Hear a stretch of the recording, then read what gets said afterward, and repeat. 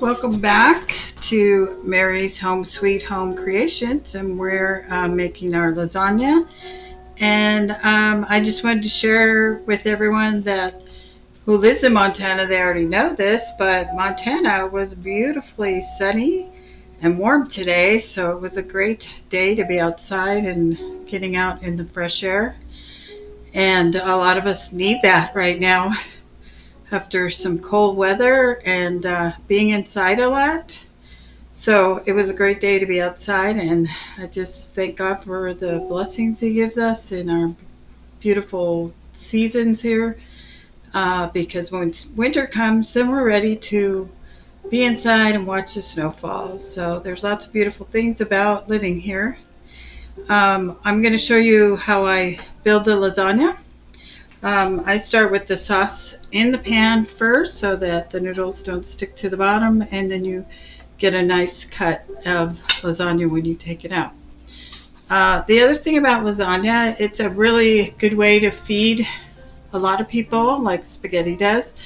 Usually with spaghetti noodles and other types of noodles, you would add some oil to your water so that it does not stick together. I don't do that with the lasagna noodles because I usually get them in the pan quickly and they don't stick. The tortellinis are done, and so I put them aside. They get, once the water's boiled and they've all risen to the top of the water, then they're done. So that's how you can check to make sure those are done, if they're all floating at the top of the water. So I'm going to go ahead and show you. I usually use a ladle or a bigger spoon just to get enough sauce at once. It makes it go a little faster. If you're making, it's really easy to make 2 lasagnas at once. Whether you're making 1 or 2, it's about the same amount of work. You just make more sauce and add another box of lasagna noodles. And sometimes it just depends on the person, what they like, as far as if they like a lot of meat in their sauce, which we do. We're not vegetarians or vegan, and we have really good beef in Montana, so we do eat the hamburger in our sauce. So, and then also, we put the sauce in, and then I start to layer the lasagna noodles. So if I'm doing 2, I'll have another pan over here, and I just put the sauce on and just keep adding it. And then you have 2 pans before you know it. I'm just doing 1 today. And you can put 1 in your freezer for another time, or you can take 1 to a family in need to do some service in your community. There's always somebody that's maybe not getting enough food or having a hard time. Some people who have people who are ill or have passed away, it's really nice to bring food to them for a few days. They put it in the freezer or can heat it up. Also for any type of events that are going on in the community. Sometimes we haven't lately had those kind of events where we can all bring food, potlucks and things, but it's a nice thing to have. If you're going to something like that, you can grab it out of your freezer, or if there's something going on that day, you can have that second one ready to go. Okay, so I like this size pan.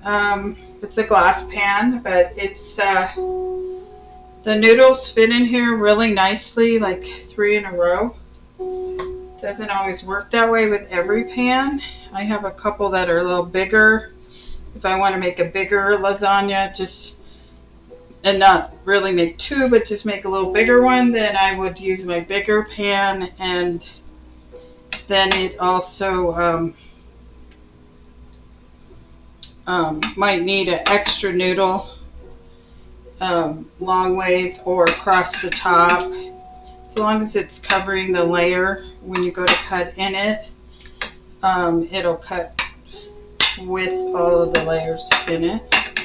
I try to make sure I get the sauce all the way out so the edges are not dry when you cut them, that it's a full layer of lasagna. Okay. And then I put in my cheese. Um, this is Jack and Cheddar mix. I used to shred my own cheese all the time too. It is cheaper. It used to be cheaper. Now I'm not sure. It's convenient to be able to have it all ready to go when you need it. I use this for burritos. I use it for my lasagna.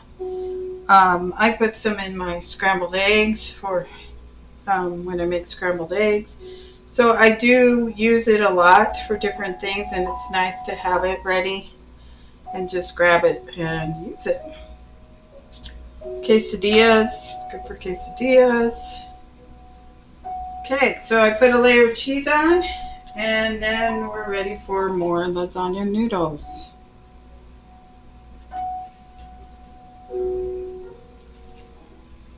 Okay, and then once we get this layer in, we repeat the same thing, just making sure everything's covered with the noodles, and then with the sauce, and then with the cheese. Now in between, I may put in some of the Parmesan just to give it some more flavor, different cheese in there that I know my family likes. And so I'm going to go ahead and keep building this, and I'll be right back with you.